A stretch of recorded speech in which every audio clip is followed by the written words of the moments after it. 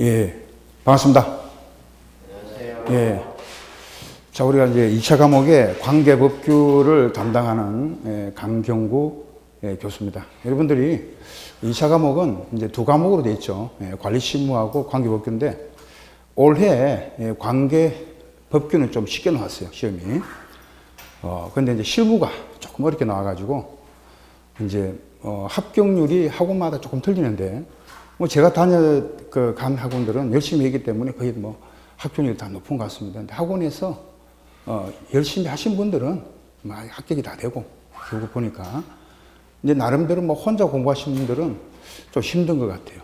공부라는 게. 그래서 항상 이제 시간이 허락하는 대로 학원에서 선생님들이 뭐 하자는 대로 하시면 될 것 같습니다. 그럼 먼저 우리가 이 법률, 관계법규는 13개 법률로 구성되어 있어요.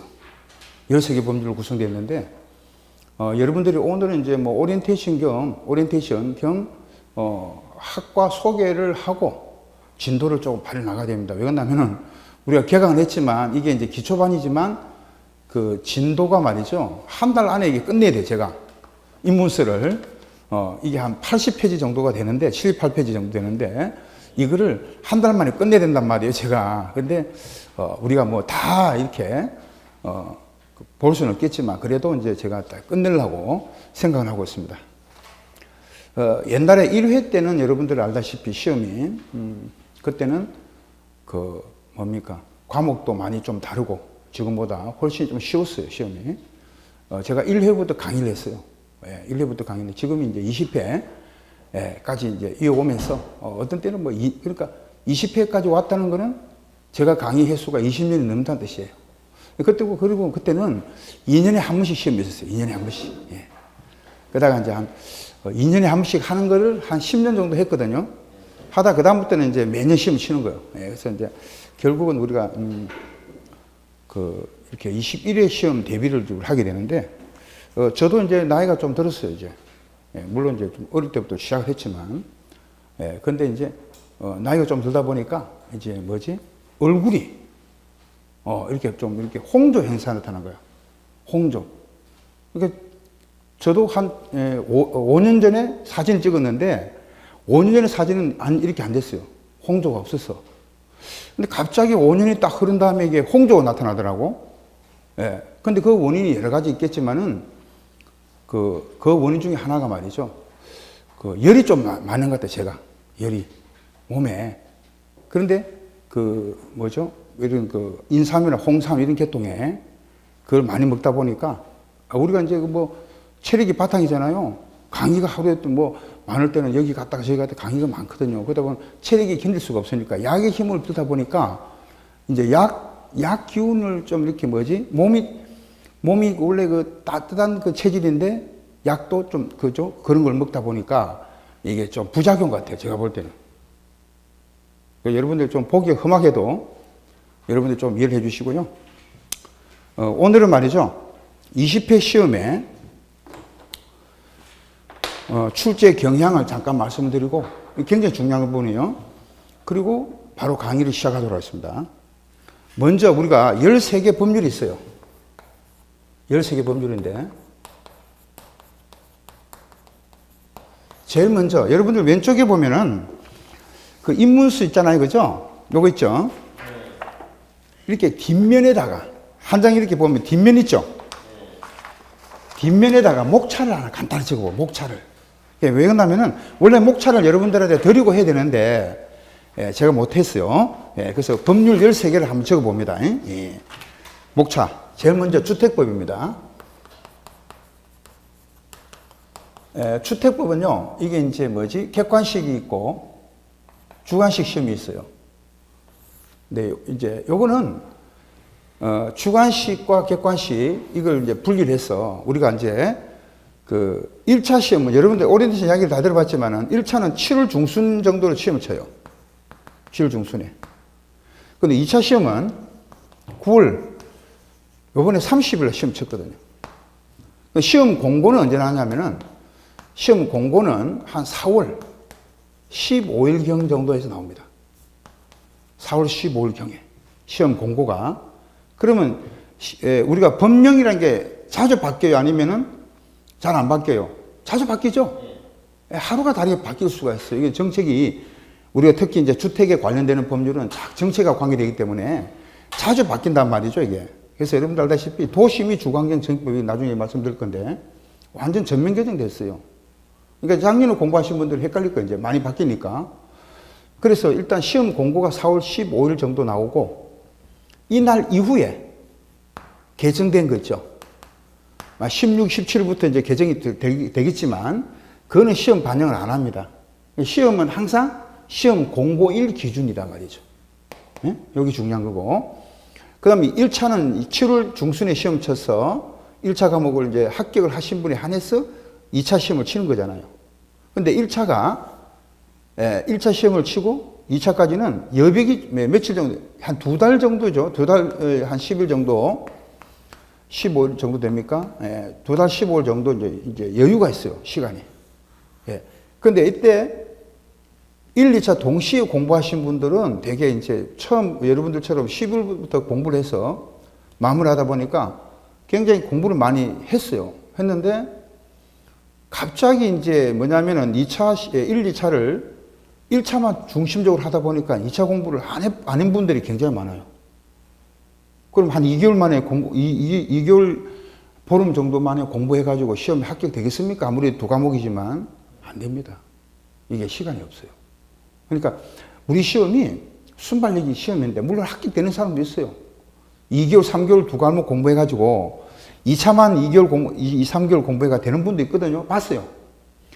봤는데 좀 이렇게 그 대다수가 11월부터 적어도 학원에서 공부하셨던 분들, 대개 학원이 10월이나 10월에 시작하는데 일찍 시작하신 분들은 거의 합격이 돼요. 이게 1, 2차 동시에 되는데 1차만 쭉 공부하다가 갑자기 2차를 2달 만에 공부하려니까 이게 안 된단 말이죠.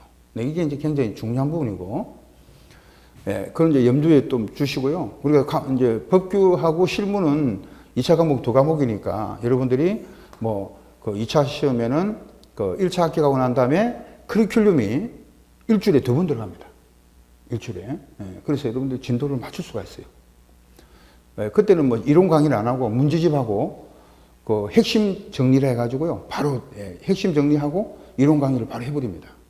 그렇게 전체적인 그런 흐름이 있다는 거 말씀드리겠습니다. 그래서 일단 주택법이 이제 몇 문제가 나오냐면은 우리가 이제 주관식하고 객관식은요. 실무든 뭐 법규든요. 주관식, 객관식. 주관식이 16문제가 나와요. 객관식은 24문제. 그럼 합계해가지고 이게 우리가 이제 40문제죠. 40문항. 그래서 이 시험의 관건은 말이죠. 주관식이 관건이에요. 주관식이. 여러분들 공부할 때 보면 알겠지만 주관식은요. 이게 무슨 그 공부를 전문 용어이기 때문에 공부 안 하신 분하고 하신 분하고 천지 차이가 나요. 이게. 그래서 지금부터 철저하게 주관식 대비를 하지 않으면 안 돼요. 저도 이제 공인중개사를 옛날에 부동산 공법 강의를 갖다가 했어요. 여러분들 잘 아는 뭐 노량진에서 부동산 공법 강의를 한 15년 정도 했어요. 저도. 노량진에서. 그래서 그동안에 이제 부동산 공법 강의를 하면서 그때는 공인중개사 강의를 하면서 그 시험에 자격증이 없어서 사실 제가. 왜 그러냐면 강의만 하다 보니까 뭐 자격증 딸 시간이 없었던 거예요. 근데 제가 이제 1차하고 2차 과목이 주택관리사 강의를 하면서 분리되잖아요, 이게. 분리되니까 인터벌에 한 4개월 정도 빈 적이 있었어요, 우리가. 어떤 학원이 시험이, 우리가 커리큘럼이 우리가 3, 4월까지 가는 학원도 있고요. 1, 2월까지 학원이 가는 학원도 있어, 이게. 이게 무슨 말이냐면은 1, 2월까지 2차 과목은 이제 하고 그 다음 3, 4, 5, 6, 4개월 동안은 1차 위주로 하는 학원들이 많았어요. 이게. 그러니까 4개월 동안에 할 일이 없는 거예요. 제가 갑자기 멘붕이 오는 거예요. 1차 위주로 편성하다 보니까 2차 과목은 4개월을 어떻게 돼요? 쉬어야 됩니다. 그래서 제가 이때 기회구나. 그래가지고 25회 때 지금 며칠 28회입니까? 그렇죠? 28회 공인중개사가 25회 시험에 이제 준비를 했어요. 예. 그래 4개월 동안 바짝 해가지고 동착격을 했습니다. 제가. 근데 공부를 수험생 입장에서 공부를 또 해보니까 가르치는 거 틀려. 또 틀리는 게 왜 그러냐면은 아니 실질적으로 선수 그 가르치는 거하고요 수험생 입장하고는 완전히 틀리는 게 뭐냐면 가르친다고 해가지고 자기가 수험생이 아니니까 수험생의 입장에서 공부를 이제 안 하다 보니까 미처 못하는 부분들이 상당히 많았다는 거지. 근데 수험생 입장에서 공부를 해보니까 야 진짜 어렵더라고 이게. 보통 일이 아니에요. 과목이 한 개만 있는 게 아니고 5과목이잖아요. 공인중개사는 6과목이라 보면 돼요. 6과목. 공시법하고 또 뭡니까? 지적법이라는 게 있죠. 예. 그런 게 있어, 뭐, 세법이 있고. 공시세법 해가지고 3과목이잖아요, 그게. 중개사법이 있고, 2차 과목에. 공법이 있고. 그래가 3과목이 있고, 그 다음에 민법, 개론해가 5과목이지만, 실질적으로 과목 수가 많아요, 저게. 이게 한 과목마다 만만한 게 아니거든요, 중개사가. 근데 제가 부동산 공법을 강의를 해도, 실질적으로 시험에 임했을 때, 점수는 85점이 안 나오더라고, 이게. 강의를 했는데도. 야, 그래서 내가 이제 실제로 이제 해보니까, 시험이란 거는요, 합격만 하면 되는 거지. 예? 이게 만점을 받을 필요가 없다는 생각이 들더라고. 어느 순간에. 그래서 요령이라는 게 있어야 된다. 요령이라는 게. 그 요령이 뭐냐? 선생들이 하지 말하면 안 하고, 저도 철저하게 강의를 들었어요. 예, 온라인 강의를 들었어요. 하지 말하면 안 하고, 또 이제 뭐지? 예, 해라는 건 하고. 학원 커리큘럼에 따라서 움직이다 보니까, 이 프로그램이 합격을 시킨 거예요, 나를. 여러분들 이해가 못 하겠는데, 문제집 할 때는 문제집 하고, 응? 또 기본사 할 때는 기본사 하고, 프로그램이 있잖아요. 그 프로그램대로 움직이면 되는 거야, 이게. 예, 움직이면 되는 거야. 하루 진도 나가면 하루 진도 끝내야 되잖아요. 그러면, 그 진도 안 끝내면 그 다음에 또 진도가 밀리잖아요, 이게. 그러니까 매일매일 안 하고는 안 되죠, 이게. 그러니까, 예, 한 4개월 동안 바짝 온라인으로 밀렸던 거 다 듣고, 어떤 데는 하루 종일 들었어요, 제가. 하루 종일 잠자는 시간 빼놓고 계속 뭐 온라인 강의를 들었어요, 제가. 근데, 그러다 보니까, 수험생의 입장에서 이제 준비를 할 때는 이게 만점을 받지 않아도 되구나. 이제 요령이라는 게 필요하더라고요. 그래서 이제 일단 주택법이 요번에 시험은 요게 5문제, 객관식이 3문제 나왔습니다. 그래서 올해는 우리 시험이 8문제가 이제 주택법에서 나왔고, 근데 공동주택관리법이래가 2번째. 공동주택관리법. 요게 똑같이 나왔어요, 이번에. 예. 공동주택관리법. 그래서 여러분들이 요 공동주택관리법은요, 공인중개사는 시험 과목에서 분리가 됐어요, 이제. 옛날에는 주택법 안에 건설과 공급 관리가 있었는데 관리 파트가 빠져나가 버렸어요. 근데 공인중개사 공부하신 분들은 이제 좋아진 거야. 왜? 관리 파트가 하나 빠져나갔잖아요. 법이 만들어져 가지고. 네, 우리는 이제 뭐 좋아진 것도 아니고 그대로예요, 이제. 네. 근데 이제 이 실무 있잖아요, 여러분들. 관리 실무는 공동주택관리법은요, 이거는 토시 하나 틀리면 안 돼. 공부할 게 굉장히, 그러니까 이거는 여러분들이 앞으로 공부할 부분에 가장 중요한 게 뭐냐면은 주택법보다도 공동주택관리법을 공부를 해야만이 이거는 실무하고 연관성이 있단 말이죠. 예. 그래서 여러분들이 버릴 게 없다 그래요. 여러분들 고래하죠, 고래. 고래 한 마리 잡으면 버릴 게 없다 그러잖아요. 고래가 기름은 기름대로, 고기는 고기대로, 뭐 뼈는 뼈대로, 하나도 버릴 게 없대요. 고래는 잡으면. 근데 그거 마찬가지로 이것도 하나도 버릴 게 없어요. 이게 전부 다 이게. 예, 이 법 자체는. 그래서 이게 이제 우리가 8문제밖에 안 나오지만 그 효과는 실무하고도 겹치기 때문에 굉장히 많은 효과가 있습니다. 예, 거의 안 빠지고 다 보셔야 되는 부분이고. 그 다음에 이제 민간 임대주택이라는 게 있습니다. 민간 임대주택에 관한 특별법입니다. 특별법. 민간 임대주택은 특별법인데, 여기가 이제 한 문제씩 이렇게 나왔어요. 객관식 한 문제, 주관식 한 문제가 2문제. 예. 요까지가 이제 네 번째가 공공주택법이에요. 공공주택특별법.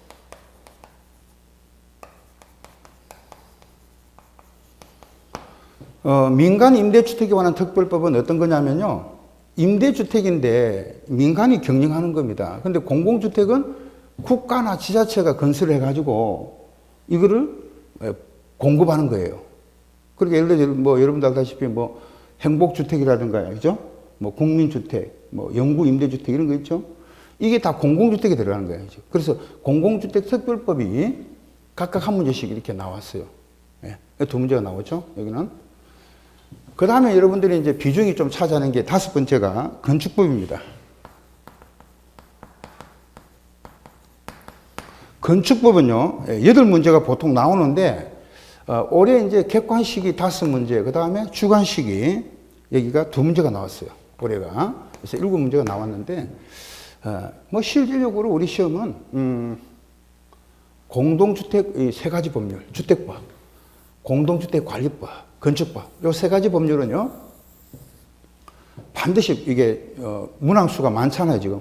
28에 16, 23문제죠, 벌써. 예, 여기까지가. 요거 세 개 법률이. 그러니까 빈도가 굉장히 높은 것만 일단 보면은 1번, 2번, 5번 요거. 예, 5개 법률 중에서 이 세 개 법률 중심으로 공부를 하셔야 돼요. 공부는. 예, 그래서 물론 다른 것도 중요하긴 중요한데 분량이 좀 있기 때문에 우리가 이제 조금 더 디테일하고 세부적으로 꼼꼼하게 공부해야 되는 부분이 바로 1번, 2번, 5번입니다. 그러니까 빈도가 많은 거는요, 꼼꼼하게 공부를 해야 되는 거예요. 꼼꼼하게. 건물을 우리가 고기 잡을 때 건물을 덤성덤성 잡으면은요, 다 빠져나가잖아요, 고기가. 근데 촘촘하게 짜야 된다는 거죠, 이거는 건물을. 예. 근데 나머지는요, 촘촘하게 짜서 되는 게 아니야, 그거는. 덤성덤성하게 따가지고, 예, 물고기를 잡아야 되는 거예요. 그러니까 이런 거는 이제 한 문제 정도는 틀린다 생각해야 돼요.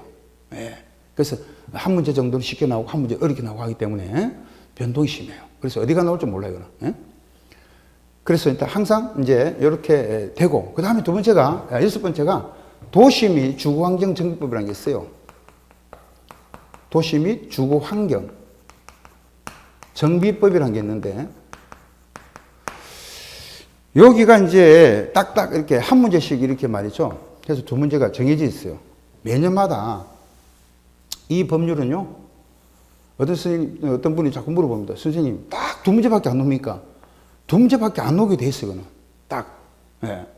딱 두 문제밖에 안 나와요. 근데 올해는 뭐, 물론 이게, 주관식이 뭐 이렇게 골고루 나왔지만 어떤 때는 뭐 주관식만 두 문제 낸다든지 뭐 객관식만 두 문제 낸다든지 이렇게 할 수는 있습니다. 예. 이거는 이제 변동이 있기 때문에. 그 다음에 7번째가 도시 재정비 촉진을 위한 특별법이 있어요. 도시 재정비 촉진을 위한 촉진법이라 해가지고 우리는 이제 이거 도촉법이라 그래요. 이 도촉법하고 도정법하고 도정법, 이거는 촉법 이렇게 이제 줄여서 이렇게 우리끼리 강의를 할 때는 하는데 이거는 많이 나오는 법이 아니기 때문에 올해 같은 경우는 객관식은 없고 주관식만 한 문제 봤어요. 네, 주관식만. 그 다음에 이제 8번째는, 8번째가, 여덟 번째, 소방기본법이라는 게 있습니다. 소방기본법이 있는데, 이것도, 올해 이게 두 문제 정도 나오는 법률인데, 이게 법률 초문이 얼마 안 돼요. 소방기본법이. 그래서 이 소방기본법이 한 문제밖에 안 나왔어요. 이게. 객관식에서 한 문제. 한 문제밖에 출제가 안 됐습니다. 그 다음에 이제 소방관련법에서 화재 예방,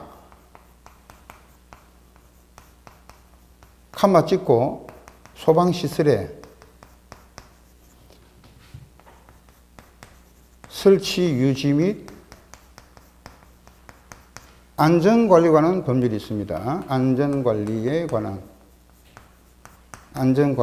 법률. 법률 이름이 13개 법률 중에서 가장 법률 이름이 길어요, 이게. 화재 예방, 칸마 찍고, 소방시설의 설치 유지 및 안전관리에 관한 법률이에요. 법률 이름이.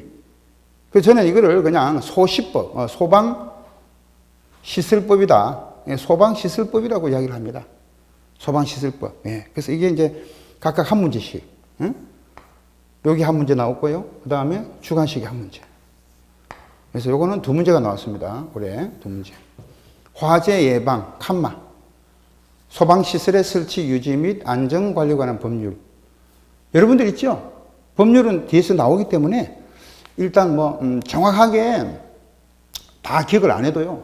나중에 보면 법률 이름이 기억이 나실 거예요. 그 다음에 10번째는요. 10번째는 시설물에 예. 안전 및, 요번에 명칭이 바뀌었어요, 이게. 예. 유지 관리. 옛날에는 그냥 안전 관리에 관한 법률이었는데, 안전 및 유지 관리에 관한, 예. 특별법.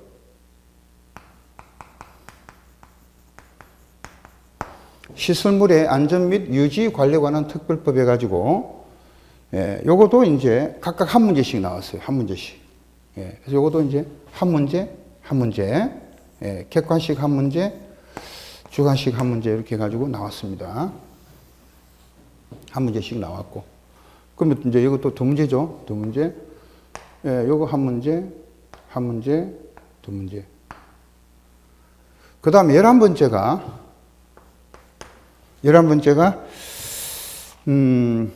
승강기 시설안전관리법이라는 게 있습니다. 승강기 시설안전관리법.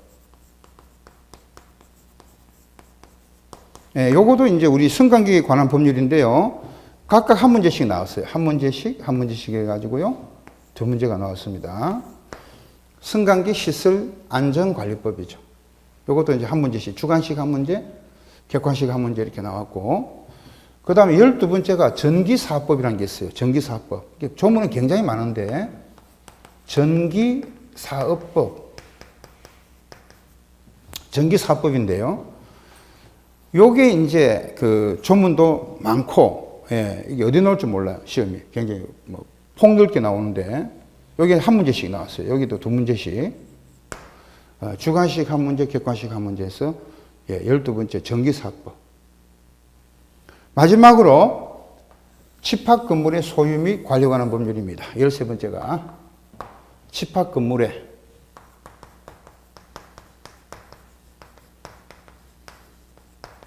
소유 및 관리에 관한 법률입니다. 관리에 관한 법률. 그러니까 여러분들이 왜 제가 위임물을 만들어가 드리면 되는데 왜 한번 적어봐라 그러냐면은 적어보는 게 결국은 공부하는 거예요. 한번 적어보는 거. 팔은 아프겠지만, 예. 그게 또 기억이 남아. 예. 요게 이제 한 문제밖에 안 나와요. 여기는, 예. 그러면은 이제 여기 객관식에서 한 문제, 주관식은 안 나왔어요. 객관식에서 한 문제입니다. 요렇게 해서 이제 여러분들이, 조금 더 이제 그 집합건물의 소유 및 관리에 관한 법률인데요. 특별법이 아니고 그냥 법률. 누가 특별법 해놨어? 법률, 그냥 법률. 네, 집합건물의 소유 및 관리에 관한 법률입니다. 특별법 아니에요. 그냥 법률. 그러면은, 우리가 13개 법률인데, 이 13개 법률 중에서 가장 중요한 게 뭐라고 했으면 제가? 별 붙이란 거 이거. 공동주택관리법입니다. 가장 중요한 법률. 우리가. 예. 공인중개사가 아니고 주택관리사가 돼야 되잖아. 그런데 저는 공인중개사 자격증은 있어도 주택관리사 자격증을 아직 못 땄습니다. 왜? 생각을 못 한 거예요. 네, 할 생각을 못 했습니다. 근데 공인중개사는 제가 여러분도 알다시피 3년 전에 땄죠, 제가. 땄는데, 예. 용산에서 공인중개사를 하고 있어요. 부인하고 같이 하고 있는데, 한 15년? 15년 가까이, 15년 안 됐고, 한 12년 정도 됐네. 지금 하고 있는데, 해보니까, 어느 자석이든지 한 10년은 해야, 10년은 해야, 아, 조금 했구나. 이런 마음이 들더라고. 예, 무엇을 하든지, 예? 중개사를 뭐 하든지, 아니면 뭐 주택관리사. 제가 그 이번에 분당에 강의를 나가잖아요. 분당 강의를 나가니까 이분이 이제 그 대령으로 예편을 한다더라고. 예, 이분이 시험을 합격했어요. 예, 대령 예편인데, 저는 깜짝 놀란 게, 그 대령으로 예편하니까 6년 전에 대령 예편하신 분 봤거든요. 대전에서 강의를 했을 때. 그때는 연금이 월 390만 원밖에 안 됐어요. 6년 전에. 지금 450만 원 받는다더라고.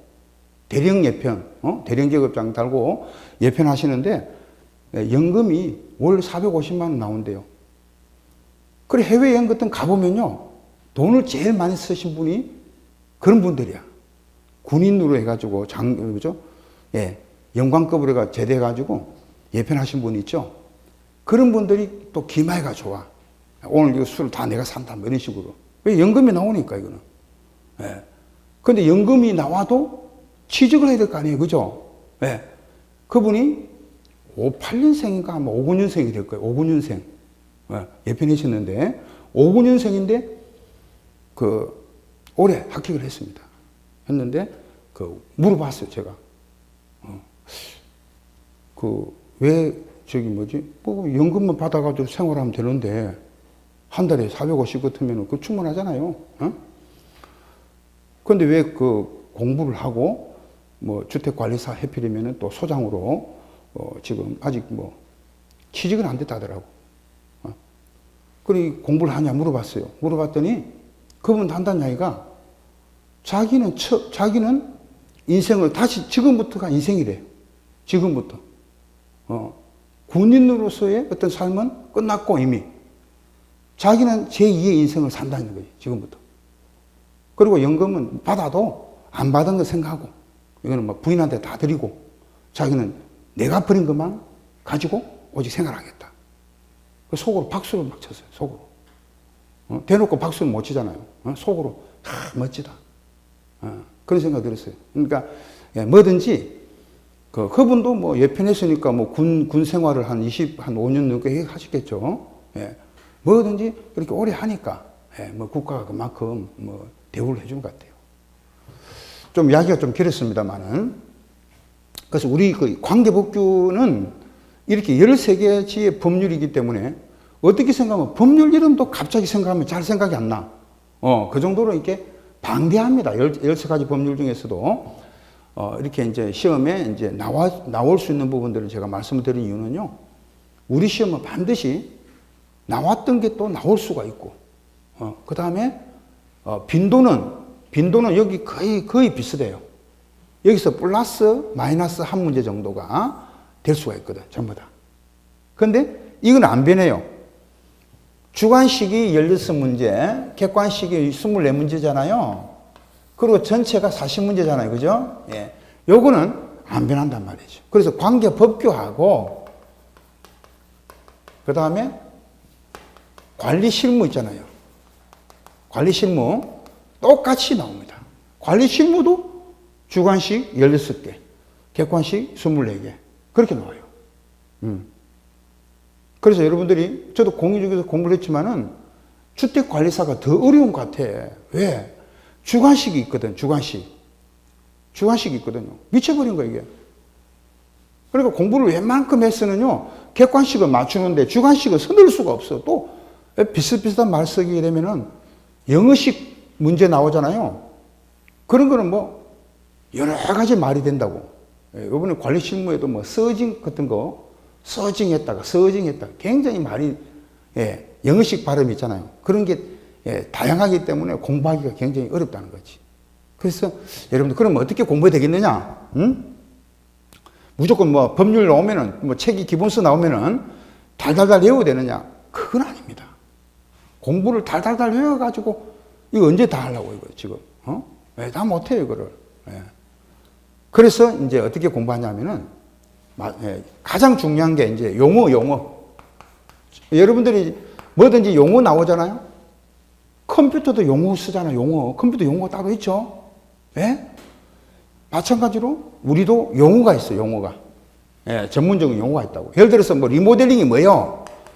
이게 용어잖아요. 리모델링이 뭐예요? 물어보면은 누가 대뜸 이야기를 할 겁니다. 리모델링이 뭐 하는 거예요? 그럼 어떤 분은 그 새로 고치는 거 아닙니까? 그럼 고친다는 표현을 하지만은 이때 리모델링은 개축을 한다면 틀리는 거예요. 이거는 신축도 아니야. 이거는 그러면 건축법에서 리모델링을 뭐라고 하냐? 정축을 한다고 하고 또는 대수선한다 이렇게 되면 나중에 공부하겠습니다만은 정축을 하거나 대수선을 하는 것을 리모델링이라 그런 거예요. 그게 뭐냐? 용어거든. 그럼 이 용어라는 거는 법대로 해라. 법대로. 그럼 법령이라는 게 있고 법규라는 게 있는데 여러분들이 이제 오늘 첫 시간이니까 가장 기초적인 부분에 이거는 10월 달만 말씀드린 거예요, 이제. 그러면 11월 정규 강의 때는 제가 강의를 할 때 이 이야기 안 합니다. 안 한다고. 왜 기초 강의 때 왜 안 들었냐 이거야. 들어라 이거야. 지금부터 말씀드리겠습니다. 예. 우리가 헌법이 있죠. 헌법이 있고 그 밑에 법률이 있습니다. 법률 밑에 뭐가 있습니까? 명령이라는 게 있죠. 명령. 우리가. 그 다음에 이제 조례가 있고요. 규칙이 있어요. 예. 우리가 초등학교 6학년 되면 배웁니다, 이게.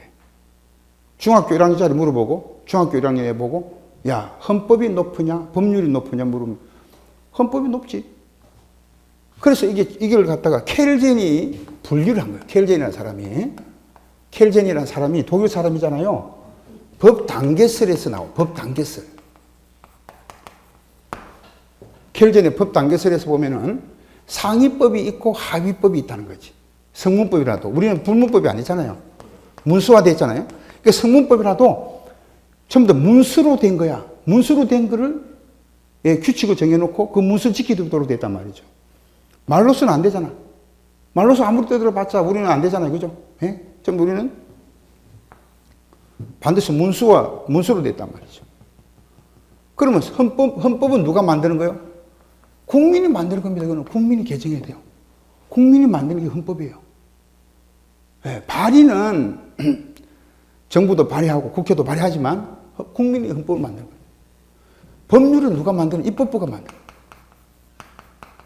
입법부, 국회가 만드는 거죠. 명령은요, 행정부가 하는 거예요. 그래서 요거부터는 명령이나 조례나 규칙은 전부 다 누가 하느냐 하면은 행정부가 하는 게 바로 요거다. 근데 이제 요거 두 개는요, 조례와 규칙은요, 지방자치단체가 이제 발달되다 보니까 이 조례는요, 지방의회가, 정확하게 말씀드리면은 지방의회가 만드는 것이 조례고, 규칙은 지방자치단체 장이 만드는 게 규칙입니다. 이 정도는 기본이야. 이 정도는 여러분들 알고 있어야 되는 거예요. 첫 시간에. 그러면 각각의 법률마다 지금 지워버렸습니다만은 우리가 지금 13개의 법률은 어디에 들어갑니까? 이 법률에 들어가지. 그죠? 13개 법률은 위치가 지금 여기에 들어간다는 거지, 지금 입법부가 만들어야 되겠죠? 그런데 입법부가 그 법률을 처음부터 전문가가 아니기 때문에요, 구체적인 거는 그 행정공무원이 잘 알잖아요. 그래서 이 명령이라는 거는요, 대통령령, 총리령 이렇게 해가지고 대통령령이나 총리령으로 정하는 것도 있고 각 부의 장관이 부령으로 발동하는 것도 있습니다. 예. 그러면은 대개 총리령도 있지만 우리 법률에는 총리령이 이제 없어졌어. 전부 여기는 대통령과 부령밖에 없습니다. 이거는 장관이 발동하는 거예요. 그럼 예를 들어서 건축법이라는 걸 건축법은 법률이죠. 근데 건축법이 법률로 끝나는 것도 있지만은요, 세부적인 거를 행정부가 이거를 갖다가 집행을 해야 된단 말이죠. 예. 얘들은 법만 만드는 기관이고요. 요거는 행정부라는 거는 법을 집행하는 사람들이란 말이에요. 집행. 그럼 집행하려니까 뭐 규칙을 또 다시 명령이라는 걸 만들어가지고 집행할 수밖에 없어요. 그러면 건축법도 만약에 그냥 법률로 끝난 게 있지만은 세부적인 것을 위임을 시키는 거예요. 위임을 시키는 걸 뭐 어떻게 하냐. 대통령령으로 정한다. 이렇게 돼 있어요. 위임을 시킵니다. 그럼 여기 위임을 받은 거는 건축법 다음에 시행령이라는 게 붙어요. 요거 기억해요. 시행령. 시행령이 붙습니다. 그럼 시행령도 시행령으로 끝나는 게 있고, 다시 시행령에서 더 자세한 서류 같은 거, 절차, 서류나 뭐 절차 같은 거는 또 더 세부적으로 전문가한테 또 넘겨야 되겠죠. 예. 그런 걸 갖다가 건축법, 시행, 규칙이 되는 거죠. 그럼 선생님, 여기서 말하는 규칙하고 여기서 시행 규칙은 천지 차이 납니다. 같은 규칙이 아닙니다. 그럼 우리 시험은 어디까지 범위 어디까지 되냐면은 요게 우리 시험 범위다 말이죠. 요게. 법률과 명령까지가 우리 시험 범위예요. 그럼 합해 봅시다.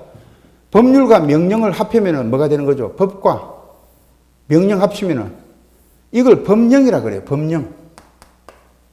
법령은 법규하고 같은 말. 법령이 우리 시험의 범위니까 법규가 바로 법령 범위입니다. 지금 관계 법규 하면은 관계 법령 해도 틀린 게 아니야. 똑같은 거예요. 예. 그럼 요거는 시험 범위가 될 수가 없죠. 위임을 시켜서 하는 거니까. 어? 건축조례 만들었어. 건축조례 만드는 거 지방의회가 만드는 거죠. 그 시험 범위 어떻게 내요? 왜? 조례는 지자체마다 다 틀리잖아. 틀리니까 이거는 시험 범위에 넣을 수가 없잖아요. 그러면 우리가 시험은 13개 법률이 다 뭐가 있습니까? 시행령도 있고 시행규칙이 있게끔 됐죠. 다 있는 거예요. 다. 그러니까 곱하기, 그렇게 찾아보면은 여러분들 그 법제처 사이트에 들어가.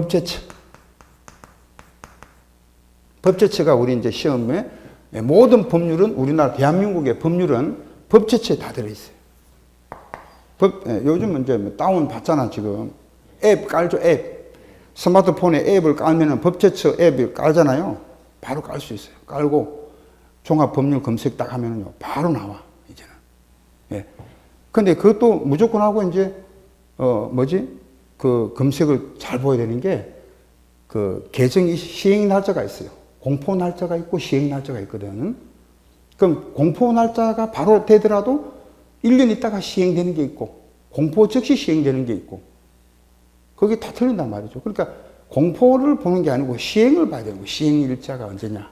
예, 그걸 봐야 되는데, 그래서 일단 이제 이 법률마다 우리는요, 시행령과 시행규칙이 다 있기 때문에 거의 우리 시험은 시행규칙은 거의 안 나와요.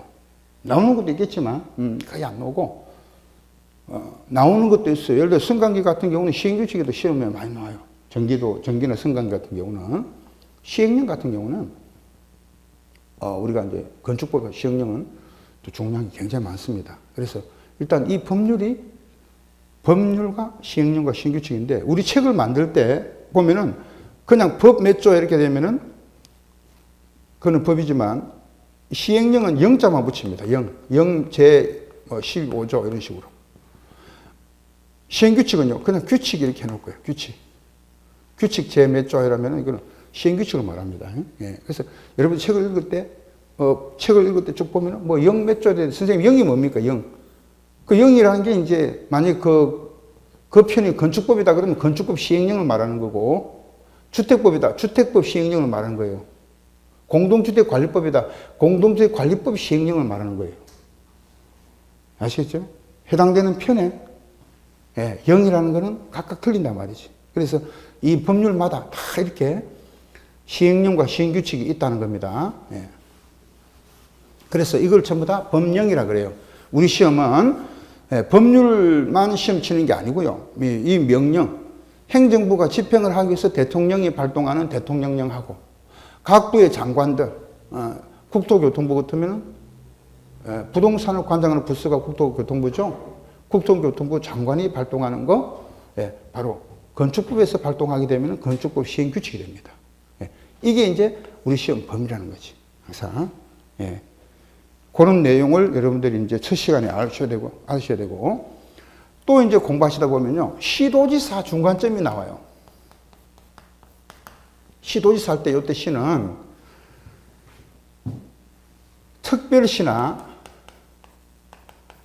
광역시만 들어갈 수가 있는데, 예, 이제는요, 우리가 특별히 들어가는 게 두 가지가 더 있습니다. 제주도가 있죠. 특별자치도지사, 특별자치도가 있고, 그 다음에 세종시를 뭐라고 합니까? 특별자치시가 됩니다. 그러면요, 자, 앞으로 여러분들 공부하실 때 시도지사의 중간점이 있어. 중간점 시도지사. 요거. 예. 요 시도지사가 나오면요, 이거를 이하, 이런 식으로 다 묶어서 특광도 해가지고, 특광도, 특자도, 특자시 이렇게 포함을 해서 이걸 묶어서 이하 시도지사라고 한다. 이렇게 돼 있을 거예요, 아마. 앞으로. 예. 그렇게 된 데도 있고, 안 된 데도 있어요. 또 예를 들면은 이걸 건축법 같은 경우는 허가권자가 특별자치, 시장, 특별자치, 도지사, 시장군수 구청장 해가지고 이하 시장군수 구청장이라 한다 했을 때는 이때는 특별시가 안 들어가는 거예요, 또. 예. 그러니까 그때마다 이하 앞으로 이렇게 줄여놓은 게 있어요. 그러니까 그걸 잘 봐야 된다. 그거를. 그래서 이때 대개 그렇지 않으면 대개 우리가 판단할 때는요, 요때 시는 일반 시가 아니다 생각하시면 돼요. 도지사하고 같은 레벨이잖아요. 도지사하고 같은 레벨이니까 이거는 뭐예요? 특별시나 광역시를 말한 거지. 예? 그런데 이때 특은요, 삼특이라고 해요. 삼특이. 특이 3개가 있죠, 우리나라는. 예. 특이 3개가 있잖아요. 그래서 특별시, 제주도, 특별자치도, 세종시, 특별자치시 합해가지고 시도지사가 됩니다. 그래서 앞으로 요거 하고, 그 다음에 대도시시장이라는 게 있어요, 또. 이 대도시시장은요, 인구가 얼마? 50만 명 이상. 50만 명 이상이 시를 말해요, 시. 그냥 일반 시인데 인구가 50만 명이 넘어요. 그러면 예를 들어서 그런 수원시 같은 경우, 수원시. 지금 창원시 같은 거죠. 예, 이런 데는 인구가 50만 명이 넘죠. 그런 데는 넘기 때문에 대도시 시장이 되는 거예요. 대도시 시장. 이게. 그래서 이렇게 구별을 합니다, 앞으로. 예, 그 공부하실 때 보면은 뭐 어떤 거는 이런 게 시험에 직접적으로 나오지는 않는데 공부할 때 막 헷갈리는 거예요. 그러니까 사업계획 승인 받을 때 인구가 면적이 10만 제곱미터 이상은 시도지사 대도시장한테 받고 미만일 때는 특광 시군한테 받는데 이때 특은 삼특이다 이렇게 얘기를 하면은 무슨 말인지 몰라요. 그 첫 시간에 말씀드립니다. 그래서 이제 앞으로 시도지사 나오면 아무런 말이 없으면 특이 3개가 나온다고 지금. 이때 시는. 그 다음에 광역시가 있어요, 여기. 예, 그래서 이때 시는 삼특위와 광역시가 포함을 해서 시가 되고 광이 들어가죠, 광. 그 삼특위 광역시장이 시다 말이죠. 예, 삼특위 광역시장이 시에 들어가는 거예요. 그리고 대도시장은 별도다, 별도. 이거는. 별도로 인구가 50만 명이 넘는 시를 대도시시장으로 별도로 본다는 거죠. 근데 공부를 하시면서 이제 여러분들이 그런 거를 살펴보시면 되겠습니다. 첫 시간에 이제 이거는 꼭 첫 시간에 알아야 되는 부분이에요. 그런데 일단 이제 오늘 주택법 1번부터 보십니다.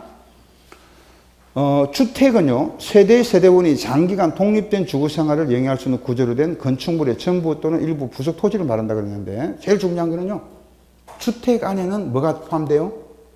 부속 토지가 있다는 거지. 그러니까 만약에 건물이 이렇게 있을 때, 요 토지가 있죠? 토지가 있죠? 예. 그러면 이 건물은 날아다닐 수가 없어요. 건물이 정착물이잖아요? 정착물인데 항상 토지를 갖추고 있다고. 예. 그 토지 이름이 뭐냐? 얘 밑에 있는 토지를 갖다가 부속 토지라 그래요. 부속 토지. 부속 토지. 예. 건물하고 같이 있는 토지를 뭐라 한다고요? 부속 토지라고 합니다. 건물하고 붙어 있는 토지를 부속 토지라고 해요. 그래서 여러분들이 부속 토지를 합해가지고 우리가 주택에 같이 들어간다는 거지, 이게. 그러니까 여러분들 시험 칠 때 첫 시간에 강조한 걸 보면은 아니 선생님 어떤 거는 그러면 토지는 토지대로 빼야 될 거 아닙니까? 우리가 주택의 개념이 아니잖아요. 토지는요. 그런데 우리가 보세요. 주택의 개념에 토지를 들어가죠 지금. 토지도 들어가죠. 예. 그래서 시험이 어떻게 내냐면은 부속 토지는 주택에 포함되지 않는다 이렇게 내는 거예요. 그럼 자기 상식으로는 맞아 그 말이. 근데 법률은 어떻게 돼요? 부속 토지를 포함하죠 지금. 예. 공부는 법률로 공부를 해야 돼요? 상식으로 공부를 해야 돼요? 법률로 공부해야 됩니다. 그러니까 지금 그러잖아요. 자기 상식은 다 오늘부터 말이죠. 자기 상식은 버리고 와야 돼요. 버리고. 다 자기가 알고 있는 상식은요. 다 버리고 와야 돼요. 버리고 법률로만 공부를 해야 되는 거예요. 지금. 용어도 이야기를 할 때도 자기 상식으로 이야기하면 안 되는 거예요. 그럼 누가 물으면 선생님 주택은 뭐라 합니까? 장기간 거주할 수 있는 구조된 건축물과 부속 토지다. 그게 주택이다. 그렇게 이야기되는 거예요. 지금. 부속 토지도 주택이라는 거지. 그런데 이거 보세요. 그럼 선생님 주택은 크게 나누면은 자 주택을 보세요. 그럼 주택은 여러분들이 알고 있는 단독주택도 있고 그죠? 첫 시간에 가장 중요한 요건데 공동주택도 있다는 거죠. 있죠? 그러면 단독 안에는 다시 몇 개가 있습니까? 4가지가 있습니다. 단독주택. 요거는 이제 여러분들 건축법 상의 개념부터 봅니다. 건축법 상의 개념은요, 주택은 단독이 있고, 그 다음에 다중주택이라는 게 있어요. 그 다음에 다가구. 그 다음에 공간이 있습니다. 그 다음에 공동주택은요, 다시 아파트. 연립주택. 그 다음에 다세대. 다세대 주택이라 그러죠. 그 다음에 기숙사가 있습니다. 그럼 이제 단독하고 공동을 구별할 때 가장 이제 뭐로 구분합니까? 우리가. 단독과 공동을 구별하는 기준이 있어요. 요 기준은요, 2세대 이상이 공동으로 사용하는 부분이 있을 때 공용 부분이라 그러잖아요. 예. 그런 2세대 이상이 공용 부분이 있으면 공동이고 없으면 단독인데, 예. 그거 가지고도 구분 안 됩니다. 그럼 뭐로 구분하냐면은 이거는 구분 등기가 되어 있느냐 없느냐 이거죠. 구분 등기가 되어 있다는 거지. 구분 등기가 되어 있어요. 등기가 다 되어 있다고. 그러나 단독주택은요, 구분 등기는 안 되어 있다는 거죠. 주택 전체만 되어 있지, 주택에 대해서 전체 등기는 되어 있어도 구분해서 등기는 안 되어 있다는 겁니다. 그럼 다가구 주택은요, 한 집에 여러 사람이, 여러 가구가 삽니다. 4층이 있어. 근데 주인이 여기 살아. 주인이 살고요. 여기 이제 세대가 지금 1층이 2개, 2층 2개, 3층이 3개 이렇게 구분해가지고 101호, 102호, 201 이렇게 해가지고 이제 몇 개입니까 지금? 7가구가 삽니다. 그럼 여러 가구가 살죠? 근데 이 각각의 이 하나는 등기가 되어 있습니까? 안 되어 있죠, 지금. 안 되어 있죠? 각각의 이 세대가 등기가 안 됐단 말이죠, 지금. 이걸 구분 등기라 그래요. 구분 등기. 구분 등기가 안 돼 있다는 거지. 그런 거를 이제 단독이라 그러고, 구분 등기되어 있으면 공동인데, 이 세대 이상이 공동으로 사용하는 반드시 공용 부분이라는 게 있죠. 공용 부분이 있고, 여기는 공용 부분이 있고 그거 떠나서 일단 공용 부분이 없는 경우가 많다는 거지. 그럼 있어도 관계가 없어. 있어도 구분 등기가 되어 있느냐 안 되어 있느냐 요걸로 구분하면 됩니다. 그 다음에 이제 우리가 단독하고 다중하고, 단독에서는 4개잖아요. 건축법에서.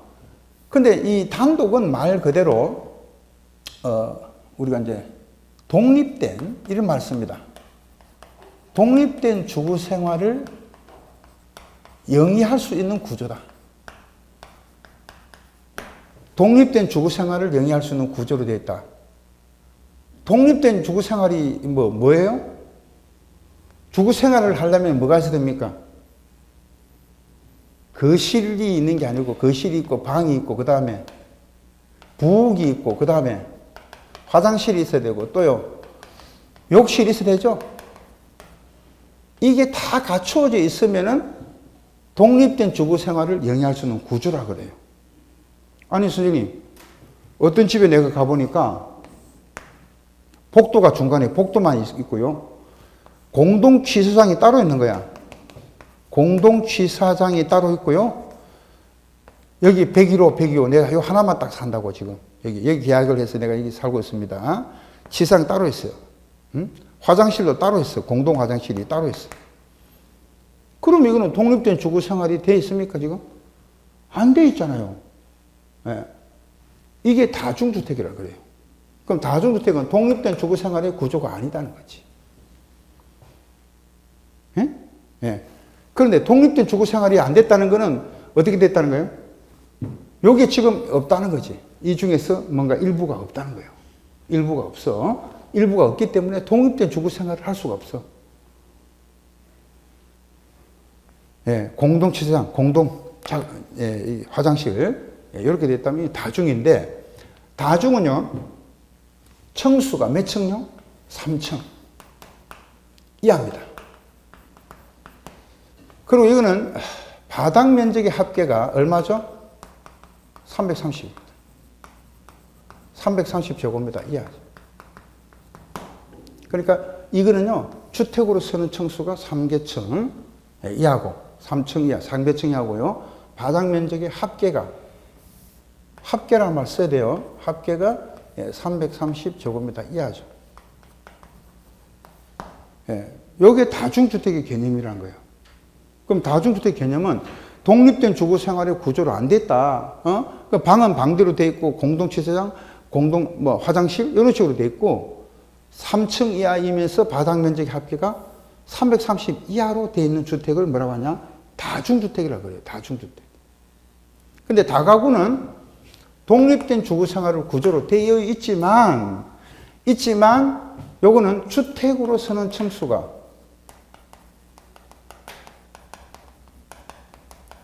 3개층 이하다는 거지.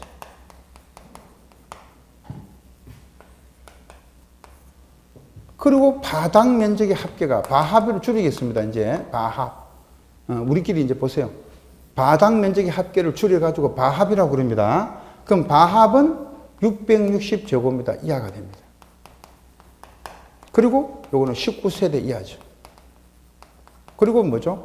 공동주택이 아닌 주택이죠. 그래서 누가 물어보면 선생님 다가구 주택이 뭐예요? 물어보면요. 요 조건을 외우셔야 된다고 지금. 독립된 주거 생활의 구조로 되어 있고 주택으로 서는 층수가 몇 개 층 이하고요? 3개층 이하고 바닥 면적 합계는 얼마 이하고?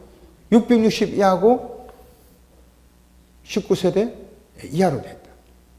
그게 이제 다가구 주택입니다.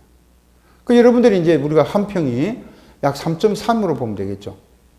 3.3제곱, 3.3058 이렇게 나가지만, 그러면 요게 이제 약 100평 이하. 요것도 200평이죠. 200평. 예, 이렇게 구별하면 되고. 그런데 이제 여러분들 알다시피 공간 같은 경우는요, 공공기관의, 뭐죠? 사무실이 아니고 주택입니다. 주택. 예를 들면요, 총리공간 있죠. 총리공간. 육군참모총장 공관. 이런 이제 공관이라는 개념은요, 공공기관의 장이 거주하는 주택을 말합니다. 그 다음에 아파트는요, 주택으로 쓰는 층수가, 서는 하면 돼. 서는 층수가 몇 개 층이다? 5개층이죠. 5개층 이상인 주택이다. 그럼 연립과 다세대는 어떻게 구분합니까? 연립과 다세대는 주택으로 쓰는 층수가 4개층 이하인데 다 같이 갔습니다. 4개층 이하예요, 다. 근데 연립은 바닥 면적의 합계가 660제곱미터를 초과하는 게 연립이고, 다세대는 바닥 면적의 합계가 바합이라고 합니다. 660제곱미터를 이하가 되는 것이 다세대다. 이하가 되는 것이 다세대입니다.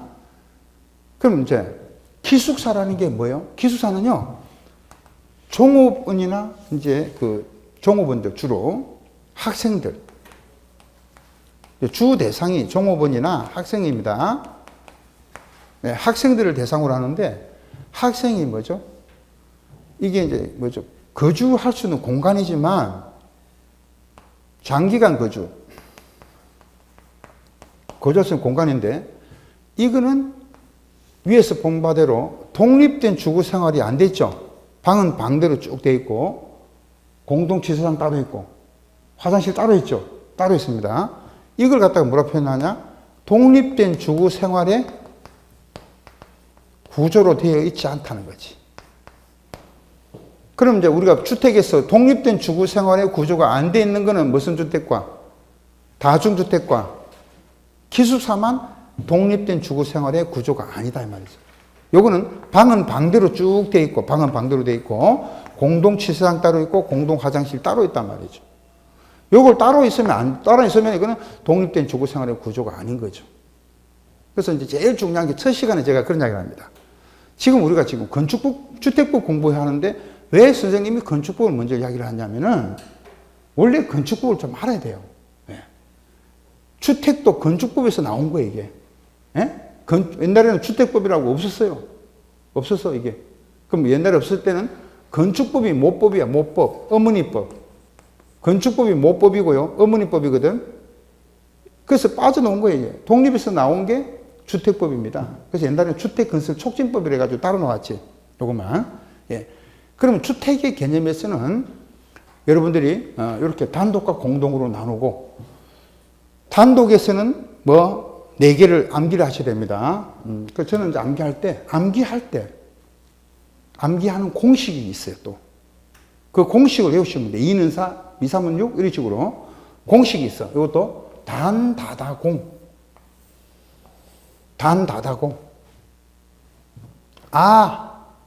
연다. 기숙사.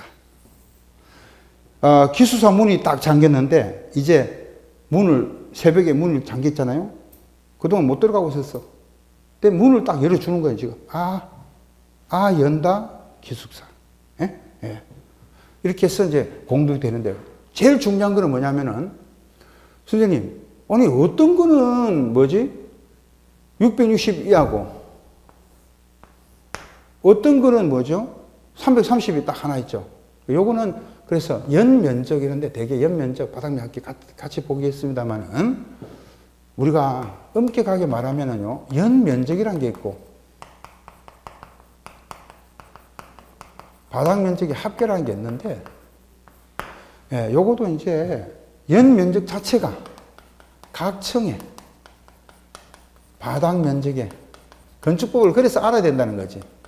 합계를 연면적이라 그래요. 예. 그래서 여러분들이 이제 또 아시는 분이 이렇게 합니다. 선생님, 아니, 바닥면적의 합계하고 연면적하고 거의 이제 같은 개념인데, 여기서는 층수가 반드시 있어야 되는 게 각층이라는 게 있잖아요. 그럼 층이 있으니까 이거는 연면적인데, 바닥면적의 합계라는 거는 층이 있어도 되고, 층이 없어도 바닥면적의 합계는 있을 수가 있어요. 1층인데, 1층 집이죠. 1층 집인데 만약에 중간에 기둥이 있는 거예요. 기둥이 있어가지고 이제 집을 이렇게, 여기도 바닥면적이 나오죠. 이때는 바닥면적 합계가 되는 거지. 그러니까, 층이 있건 없건 다 쓸 수 있는 게 바닥면적 합계라는 용어입니다. 근데 연면적이라는 게 나오면 이거는 반드시 층이 있을 때만 연면적을 쓰는 거지. 자, 그러면은 우리가 아무튼요. 건물이 지금 4층 건물이야. 4층 건물인데 여기 이제 4층 건물이다 하는 거는 이렇게 1층, 2층, 3층, 4층이죠. 그럼 지하층은 층수에 산입을 하지 않는다는 거죠. 이 가장 이제 건축부에서 기본 개념인데, 63빌딩이 63층이지만 지하가 만약에 7층으로 돼 있어. 그럼 지하 7층까지 합해가지고 70층 건물이냐? 그건 아니잖아요. 그러니까 청수를 따질 때는 우리가 지상에 있는 것만 청수를 따지는 거예요. 지하층은 청수를 산입 안 합니다. 두 번째는요, 지하층은 용적률에 산입을 하지 않습니다.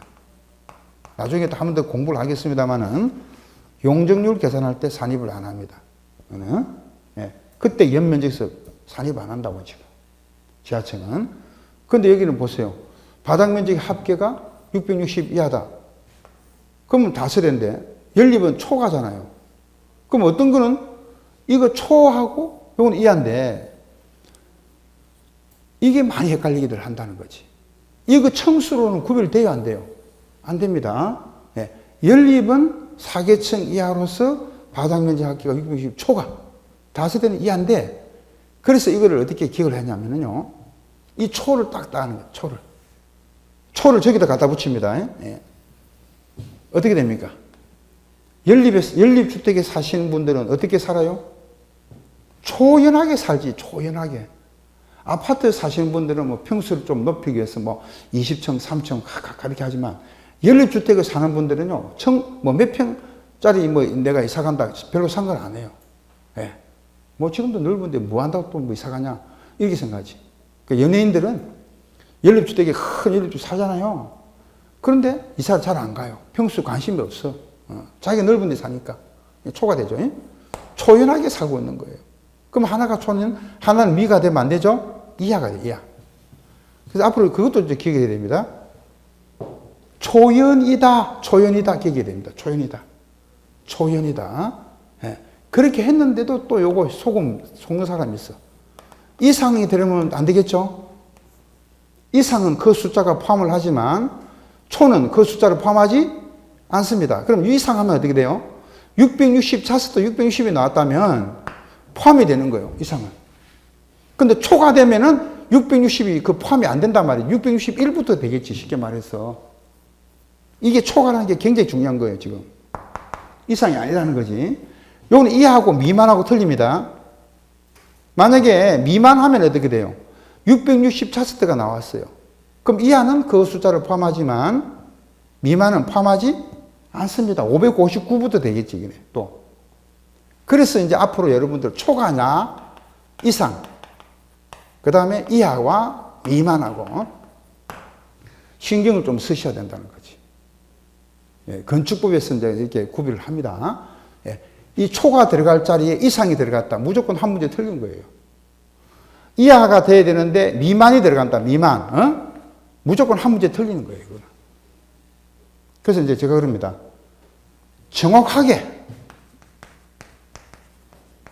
정확하지 못하면은요, 한 문제도 맞출 수가 없어요. 우리 시험에. 이게. 그렇잖아요. 약간만 틀어도 지금 다, 여러분들 있잖아요. 다 틀린다는 거지. 지금 공부하는 거는 건축법이죠. 그럼 주택법에서는 요 기숙사는 여기까지가, 건축법에서는요, 기숙사를 포함을 하지만은 주택법에는 이 기숙사를 포함하지 않습니다. 그래서 주택법에는 아마 여러분들 공동주택관리법에 가도 그렇지만 이거 두 개를 포함을 안 하는 거예요, 지금. 그러니까 주택법의 개념에 가면은 공간을, 주택에서는 단독에서는 공간이 안 들어가고 공동에서는 기숙사가 안 들어갑니다. 두 번째, 이 기숙사는 특히 주택법에는 무슨 주택으로 분류가 되냐면은 준주택이라고 그럽니다. 준주택이라고 그럽니다. 그럼 준주택이라는 게 뭐냐면은 주택에 준한다면 안 되는 거는 상식적으로 공부하는 거고 주택이 아닌 거예요. 주택이 아닌 건데 다음에 용도로만 쓰는 게 준주택인데 준주택이라는 거는 일단 주택이 아니죠. 주택이 아닌 시설로서 다음에 용도만 해당. 다음에 용도의 시설만. 그리고 부속 토지 물론 포함이 됩니다. 다음에 용도의 시설과 부속 토지를 준주택이라고 그래요. 그러면 준주택의 개념은 지금 기숙사 하나밖에 여기 기숙사는 공동주택일 때 기숙사는요, 준주택의 개념이지만 이거 말고도 더 있어요. 그 여러분들 알다시피 오피스텔하고 그죠? 예, 그 다음에 다중 생활시설. 좀 이따 말씀드릴 거고. 그 다음에 노인복지주택이라는 게 있습니다. 노인복지주택. 그 다음에 기숙사 이렇게 해서 4개, 요 4개를 준주택의 개념으로 가는 거죠. 준주택 개념. 그 여러분들이 이제 공부할 때 제일 많이 헷갈리는 게 뭐냐면은 이 오피스텔 같은 경우는요, 주택법에서는 뭐로 분리되어 있고는 이게 준주택의 개념으로 가죠. 근데 건축법에는 이걸 뭐라고 합니까? 오피스텔을 업무시설로 되어 있단 말이죠. 그것도 일반 업무시설이라 해요. 용도가. 그래서 어느 법률에 따라서 용어가 다 틀리게 있단 말이죠. 또 다중생활시설이 고시원인데, 옛날에 고시원인데, 다중생활시설은 주택법에는 준주택이잖아요. 이게. 근데 건축법에는요, 500제곱미터, 바닥면적 합계 500 미만은 제2종으로 돼 있고, 500제곱미터 이상은 숙박시설로 돼 있거든, 이게 또. 이게 500으로 나눠져 있어요, 지금. 500제곱미터 미만은 제2종 근린생활시설, 500 이상은 숙박시설 분리되어 있어요. 그러니까 그 부르는 명칭이 법률마다 같은 게 아니란 말이죠, 이게 지금. 그러니까 여러분들 공부할 때 건축법에서 물어봤냐, 주택법에서 물어봤냐 해서 다르다는 거지. 그럼 지금 공부한 건 여러분들이 지금 뭐죠? 건축법에서 공부한 거예요. 분명히. 주택법에서는 이렇게 분리 안 한다고 그랬어요. 주택법은 어떻게 분리한다고 그랬어요?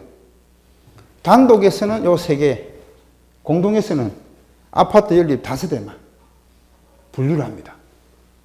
그럼 나머지 요거는 아까 기숙사는 준주택으로 들어가고 따로. 그래서 분류를 할 때 그런 식으로 분류를 하게 됩니다. 그래서 여러분들이 그 분류에 안 들어가는 거는 기억할 필요가 없어요. 그래서 이제 첫 시간에 강조를 할 때 한 번 더 강조를 해 드립니다만은